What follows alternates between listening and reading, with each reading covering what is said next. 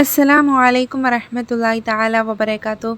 പരിശുദ്ധമായിട്ടുള്ള ഈ ഒരു അമല് നിങ്ങൾക്ക് ചെയ്യാൻ കഴിഞ്ഞിട്ടുണ്ടെങ്കിൽ അല്ലാഹു സുബ്ഹാനഹു തആല നിങ്ങൾക്ക് അതിന് ഭാഗ്യം നൽകുന്നുണ്ടെങ്കിൽ പരിശുദ്ധമായിട്ടുള്ള ഈ ഒരു റമദാനിനെ കാത്തു നിൽക്കുന്ന ഈ ഒരു വേളയിൽ നിങ്ങളുടെ ആവശ്യത്തെ നിങ്ങൾക്ക് നേടിയെടുക്കാം അല്ലേ.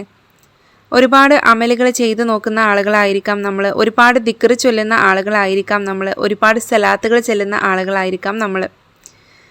എന്തൊക്കെ ചെയ്തിട്ടും മനസ്സിനൊരു സമാധാനം കിട്ടാത്ത ആളുകൾ ഉണ്ടാകും. അപ്പോൾ ഇന്നത്തെ വീഡിയോയിൽ ഈ പറയുന്ന ഒരു അമലിനെ ഇൻഷാ അല്ലാ നിങ്ങൾക്ക് ചെയ്യാൻ പറ്റുകയാണെങ്കിൽ ആവശ്യം എന്താണെങ്കിലും നിങ്ങൾക്ക് റബ്ബിൻ്റെ അടുത്ത് നിന്ന് ഏറ്റവും ഹൈറായിട്ടുള്ള രീതിയിൽ കിട്ടുന്നതായിരിക്കും അല്ലേ. അപ്പോൾ ഇൻഷാ അല്ലാ നമുക്കതിലേക്ക് കടക്കാം. അതിനു മുമ്പായിട്ട് ഈ വീഡിയോ കാണുന്ന ആളുകൾ ഒന്ന് ലൈക്ക് ചെയ്ത് വെക്കാം. ഈ പരിശുദ്ധമായിട്ടുള്ള ദിവസത്തിൽ ഇത്തരം പ്രത്യേകമാക്കപ്പെട്ട അമലുകളെ അവർക്കൊക്കെ നിങ്ങളൊന്ന് ഷെയർ ചെയ്ത് കൊടുക്കുക കൂടെ ചെയ്യാം.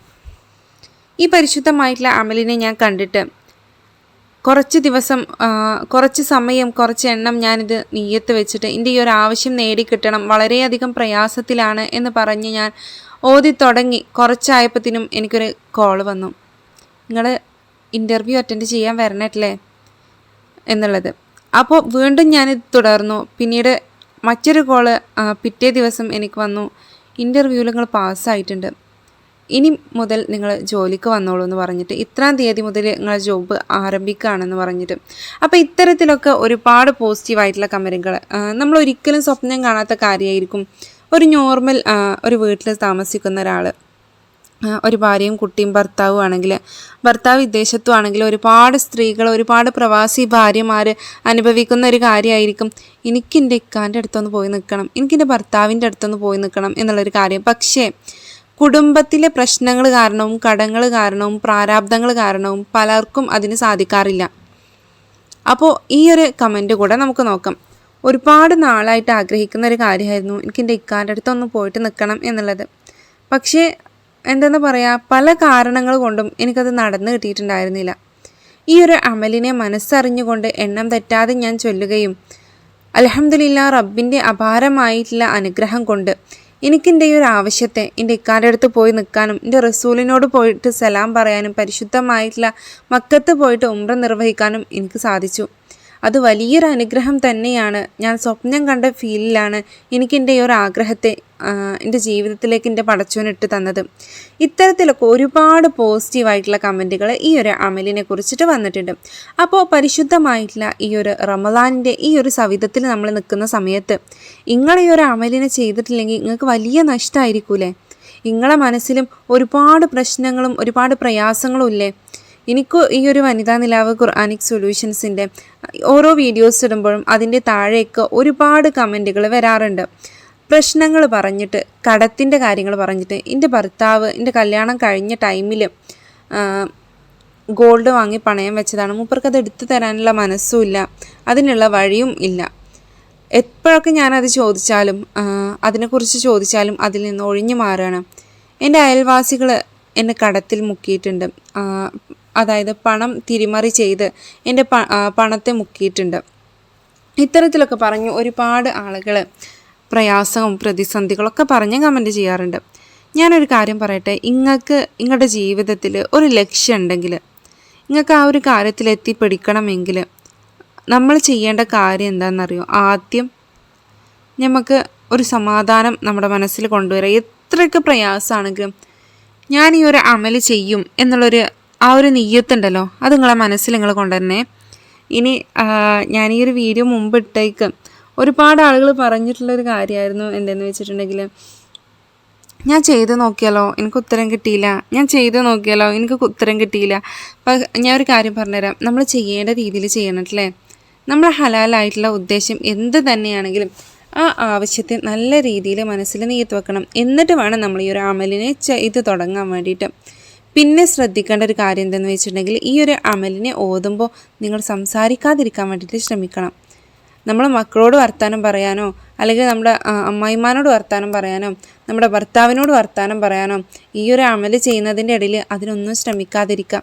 നിങ്ങൾ എന്ത് ആവശ്യത്തിന് വേണ്ടിയിട്ടാണോ ഈ ഒരു അമലിന് വേണ്ടിയിട്ട് ഇരുന്നിട്ടുള്ളത്, ആ ഒരു അമല് ചെയ്യുന്ന ആ ഒരു സൗണ്ടും നിങ്ങളുടെ മനസ്സിലുള്ള റബ്ബിനോടുള്ള ആ ഒരു പ്രതീക്ഷയും മാത്രമേ അവിടെ പറ്റുള്ളൂ.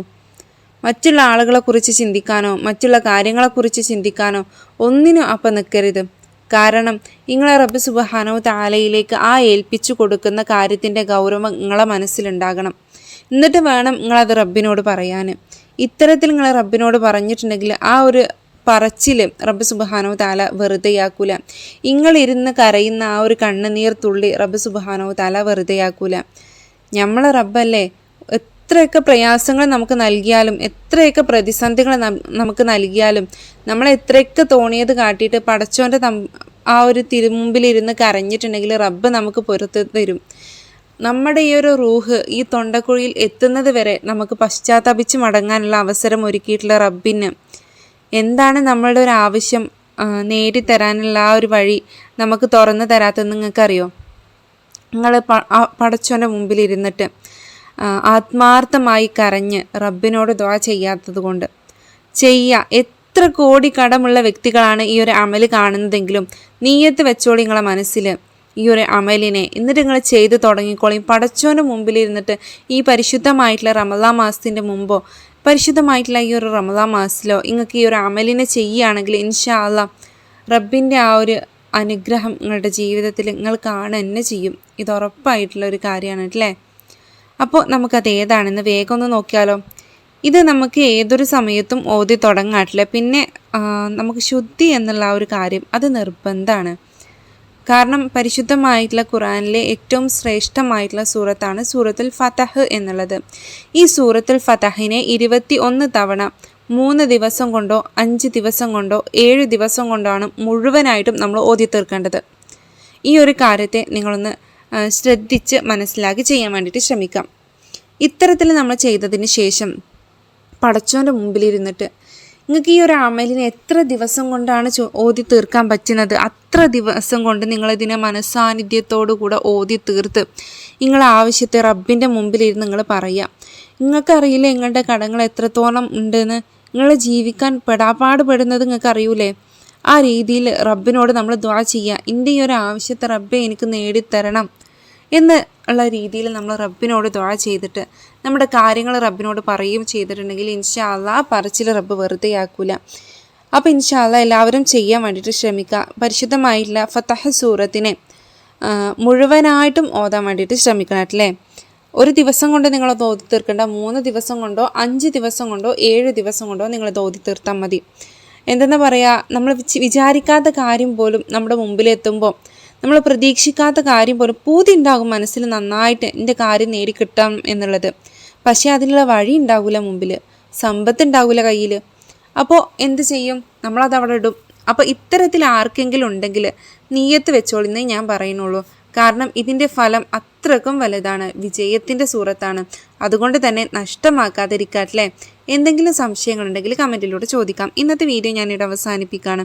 നല്ലൊരു വിഷയമായിട്ട് ഇനി വീണ്ടും വരാം. ദുആ വസിയത്തോടു കൂടെ ചെയ്യുമെന്ന് ഉറപ്പുള്ളവർ മാത്രം ഒന്ന് കമൻറ്റ് ചെയ്ത് വെക്കാം. ഇൻഷാ അല്ലാഹ് പുതിയൊരു വീഡിയോ ആയിട്ട് പുതിയൊരു വിഷയമായിട്ട് വീണ്ടും കാണാം. അസ്സലാമു അലൈക്കും.